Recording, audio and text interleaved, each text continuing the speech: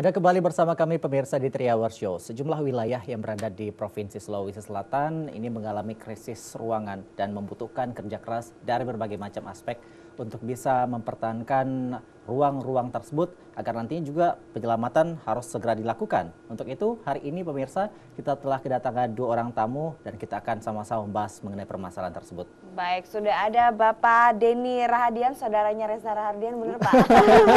Namanya aja yang mirip ya. Selamat pagi Pak Denny. Selamat Ini pagi. Pak Denny dari Koordinator Nasional JKPP dan juga ada Ibu Nur Hidayati dari Kepala Departemen Advokasi dan Kampanye Eknas Walhi. Nah, ini kita masih membahas mengenai sebenarnya ini masih menyangkut juga ya dengan Kota Makassar, Ardian, karena Pak Denny, Ibu Nur Hidayati, Makassar saat ini lagi menyusun Perda RT RW untuk tata ruang wilayah. Nah, sebenarnya seperti apa Pak Denny kondisi krisis seperti bagaimana ini Kota Makassar khususnya di Sulawesi Selatan sendiri terhadap kondisi lingkungannya? Ya, jadi selama ini Sulawesi Selatan atau mungkin umumnya adalah di Pulau Sulawesi. Pulau Sulawesi itu bentuk dari pulaunya sangat unik, dia sangat tipis. Tapi bentang alamnya itu dari pegunungan ada, daratan, dan sampai ke pulau-pulau kecil. Wah. Tetapi sangat rentan terhadap investasi-investasi yang datang, intervensi-intervensi, dan inilah yang kita coba potret. Nah, seperti apa sih kondisi penguasaan ruang yang ada di Pulau Sulawesi ini? Nah, selama ini regulasi dari pemerintah itu lebih banyak untuk mengakomodasi dari kepentingan atau intervensi dari investasi. Sejak dulu seperti itu. Saya kira dari dulu seperti itu. Lalu di dalam kebijakan pemerintah juga seperti tadi disampaikan oleh Mbak Ratu, ada kebijakan pemerintah mengalokasikan penguasaan ruang ini melalui kebijakan RT RW tadi. Nah, kebijakan RT RW inilah yang memang seringkali lebih banyak mengakomodasi kepentingan tertentu dibanding dengan dipolitisasi untuk, begitu ya Pak? Betul, dibanding untuk kepentingan masyarakat sendiri. Baik. Pak Denny mengatakan regulasinya tidak terlalu kuat. Apakah karena sejauh ini pemerintah kita memang membutuhkan hanya modal saja tanpa melihat kesejahteraan masyarakat? Saya kira tidak seperti itu ya. Mungkin di lain pihak itu perlu, tetapi juga untuk kesejahteraan masyarakat itu memang perlu juga. Tetapi kadang untuk kebutuhan atau kesejahteraan masyarakat seringkali terlambat.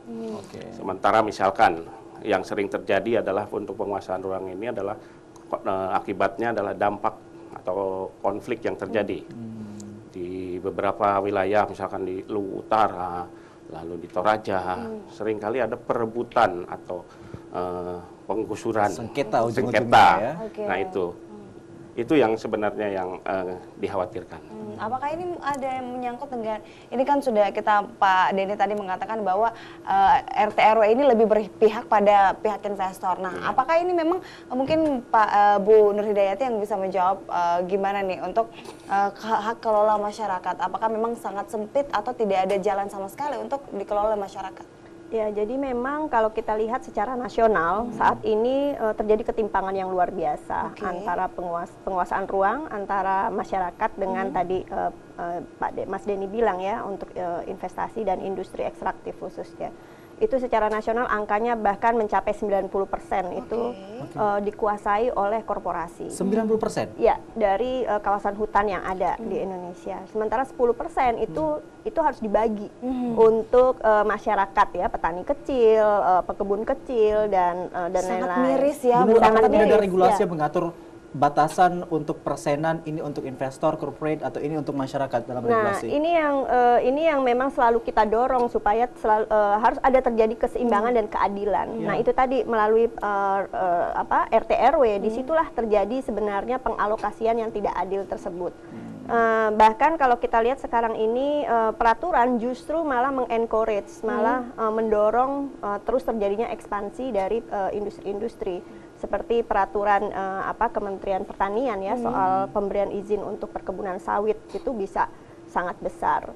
Nah, kalau untuk sebenarnya pengelolaan hutan oleh masyarakat, sebenarnya ada target-target di dalam RPJMN. Nah, di RPJMN sebelumnya itu ada target 2,5 juta hektar hutan untuk rakyat, tapi sampai akhir pemerintahan SBY kemarin itu hanya terpenuhi 500.000 hektar.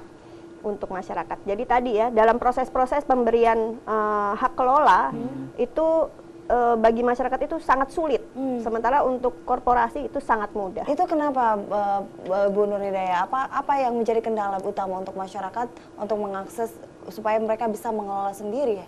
Iya, ini kan tadi sebenarnya tidak rumit. Itu sebenarnya hanya di level political will.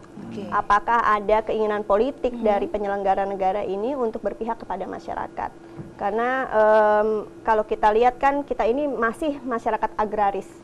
Kita masih gitu sampai saat ini. Sebagian besar masih masyarakat kita bercocok tanam dan bergantung kepada alamnya, alam setempat. Nah, ini kan yang seharusnya difasilitasi dan dipermudah untuk memperoleh hak kelola. Ada 10 tahun Susilo Bambang Yudhoyono memimpin kita, baru 500 ribu yang terpenuhi, masih sangat banyak.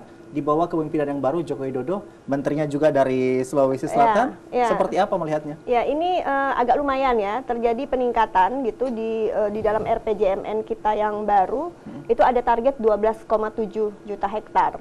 Itu hutan untuk rakyat. Nah, ini yang memang harus didorong dan pemerintah sekarang ini seharusnya memiliki affirmative action. Jadi kalau dulu berdekade-dekade pemerintah kita lebih berpihak kepada korporasi, ini saatnya gitu benar-benar menunjukkan bahwa memang pemerintah sekarang itu berpihak kepada rakyat. Apa ada kemungkinan Bu Nur Hidayah kalau kita melihat sekarang? Iya, kita antara optimis dan pesimis juga. Karena gini, di tahun-tahun sebelumnya sebenarnya ini juga sangat erat kaitannya dengan situasi politik. Jadi pemberian izin itu sangat terkait dengan proses-proses pilkada misalnya. Nah, ini yang ke depan kita ingin lihat gitu, bagaimana apakah masih ada juga kaitan-kaitan seperti ini. Karena kalau seperti ini masih terus terjadi, ya udah, ya rakyat walaupun ada target-target tersebut tetap aja terpinggir. Dan tetap aja tidak bisa dikelola sendiri di tanah sendiri ya, Mbak Bu Nur. Baik, kita ke Pak Denny dulu. Pak Denny, ini sebenarnya kondisi krisis lahan yang kita miliki saat ini tuh se-urgent apa? Apakah sudah masuk warming atau gimana nih Pak? Ya, saya kira itu sudah termasuk warming seperti itu. Dari 90% itu tadi sudah dibilang itu adalah untuk kepentingan investasi dan atau investasi ekstraktif lainnya. Dan 10%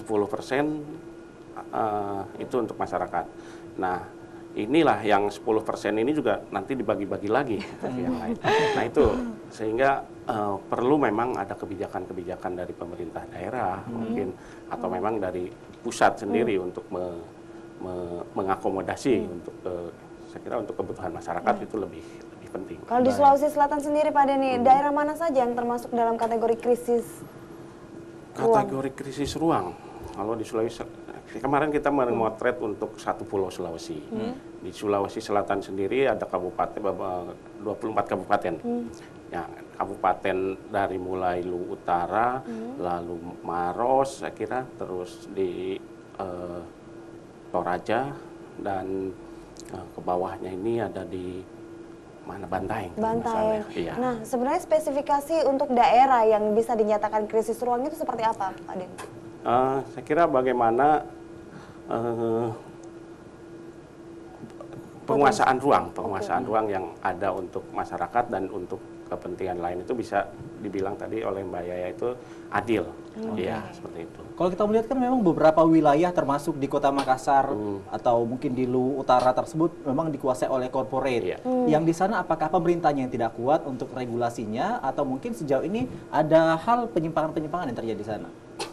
Ya, kalau untuk ya mungkin diregulasi. Yang penting adalah diregulasi dan juga apa namanya yang tadi saya bilang bahwa ada keterlambatan untuk memenuhi kebutuhan ruang untuk masyarakat.